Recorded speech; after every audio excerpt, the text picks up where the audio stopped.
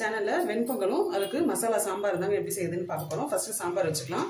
அதுக்கு ஒரு ப்ரெஷர் குக்கர்ல நான் இன்னைக்கு துவரம் பருப்பு 200 கிராம் எடுத்திருக்கேன். அதை கழுவி எடுத்து வச்சிருக்கேன். இதை சேர்த்துக்கலாம்.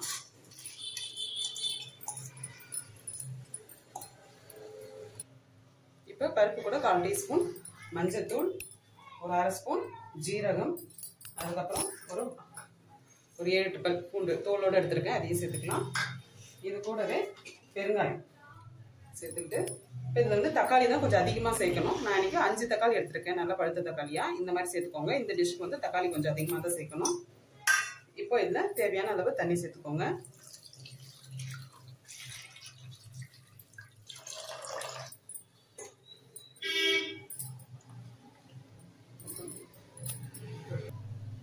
இப்போ இது கூட வந்துட்டு உப்பு சேர்த்துக்கலாம். உப்பு சேர்த்தா நம்மளுக்கு பொங்கி வராது, அதனால உப்பு சேர்த்துக்கலாம் இதோட. இப்போ இதை மூடி வச்சுட்டு குக்கர்ல ஒரு 3 விசில் வச்சு எடுத்துக்கலாம்.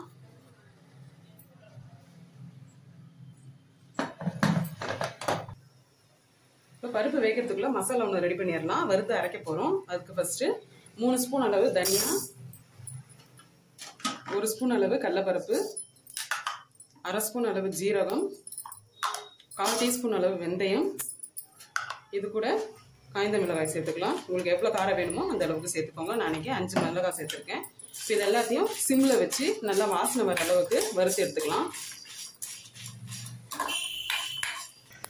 இப்போ நல்லா வாசனை அளவு வறுத்தாச்சு. இது கூட 2 பீஸ் தேங்காவும் சேர்த்துருக்கேன். அவ்வளோதான். இப்போ ஒரு வாட்டி கலந்துட்டு இப்போ தண்ணி ஊற்றி இதை பேஸ்ட்டாக அரைச்சி எடுத்து வச்சுக்கலாம்.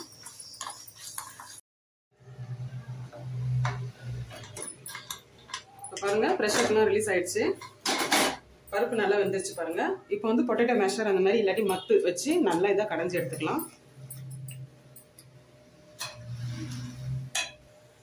இப்போ பாருங்க, இந்த அளவுக்கு நல்லா தக்காளி எல்லாம் மசிகிற அளவுக்கு, பருப்பு மசிகிற அளவுக்கு கடைஞ்சி எடுத்துக்கலாம். இப்போ இதில் நம்ம அரைச்சி வச்ச பேஸ்ட், மசாலா வறுத்தோம் இல்லையா, அந்த பேஸ்ட் வந்து இதில் சேர்த்துக்கலாம்.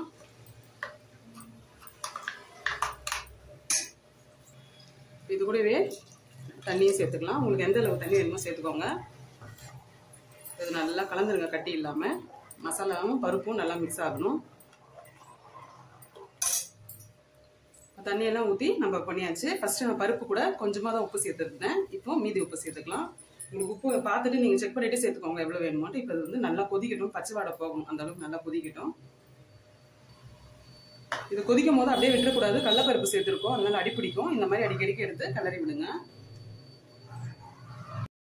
இப்போ வந்து வெண்பொங்கல் எப்படி செய்யுதுன்னு பார்க்கலாம். அதுக்கு ஃபர்ஸ்ட் நான் இன்னைக்கு நொய் தான் எடுத்திருக்கேன். பச்சரிசி நொய் எடுத்திருக்கேன். நீங்கள் அரிசி வேணாலும் எடுத்துக்கலாம். நான் இன்னைக்கு நொய் தான் சேர்த்துக்கிறேன். 1 கப் அளவு எடுத்திருக்கேன். இதுலேயே பார்த்தீங்கன்னா 1/2 கப் அளவு நம்ம வந்துட்டு பாசிப்பருப்பு, அதாவது பச்சை பயிறு, இதை சேர்த்துக்கணும்.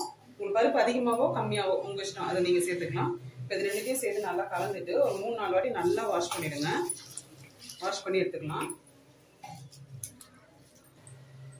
இப்போ நல்லா கழுவி எடுத்தாச்சு. இப்போ இதில் வந்துட்டு எந்த கப்பில் எடுத்தீங்களோ அந்த கப்பில் 1 கப்பு அரிசியும் பருப்பும் 2 சேர்த்து அளந்து வச்சுக்கோங்க. 1 கப்புக்கு 3 கப்பு அளவு தண்ணி சேர்த்துக்கணும். இதில் சேர்த்துக்கலாம்.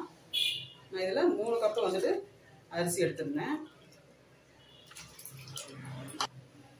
இப்போ அரிசிக்கு 3 கப்பு ஊற்றியாச்சு. இப்போ பருப்பு தான் நீங்கள் சேர்த்து அளந்துக்கணும். இப்போ கலந்தாச்சு.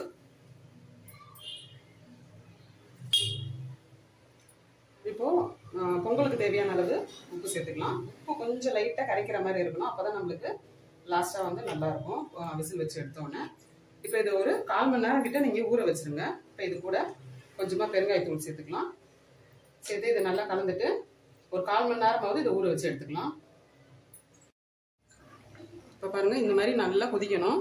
இப்போ கொதிச்சிடுச்சு. இப்போ தாளிக்க ஆரம்பிச்சிடலாம். இப்போ தாளிக்கிறதுக்கு எண்ணெய் சேர்த்துக்கலாம்.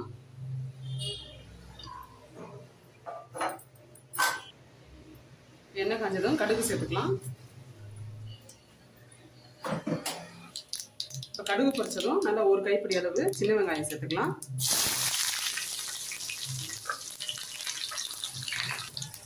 இது கூடவே கருவேப்பிலை சேர்த்துக்கோங்க. சேர்த்து இதை நல்லா வதக்கி விட்டுருங்க. தாளிச்சதை சாம்பாரில் சேர்த்துக்கலாம்.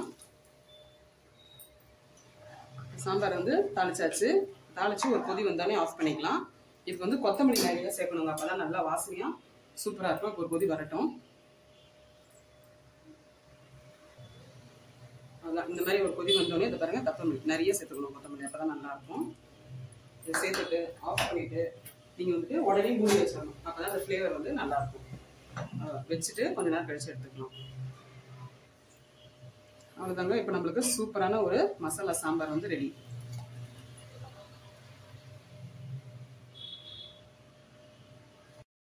நம்ம அரிசி ஊற வச்சிருக்கேன், ஒரு 1/4 மணி நேரத்துக்கு மேலே ஆயிடுச்சு. இப்போ இதில் சேர்த்துக்கலாம்.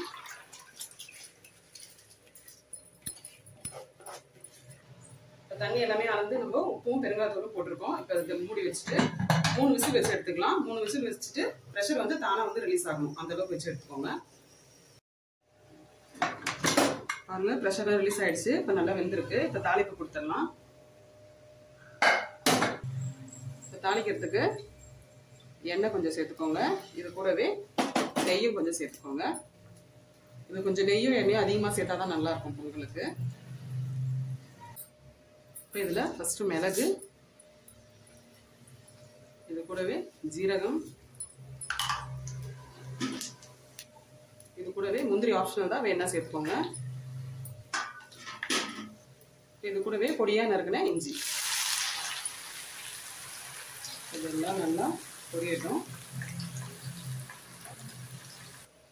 இப்போ தாளிச்சது எடுத்துல விட்டுருங்க. இப்போ வந்து கருவேப்பிலை வந்து நான் வந்து இதுலயே சேர்த்துக்கிறேன். பச்சையா நம்ம உருவி சேர்த்துக்கிட்டோம்னா அந்த ஃப்ளேவர் வந்து நல்லா இருக்கும். அந்த கருவேப்பிலை வாசனை வந்து நல்லா இருக்கும். எல்லாத்தையும் நல்லா இப்போ கலந்து விட்டுருங்க.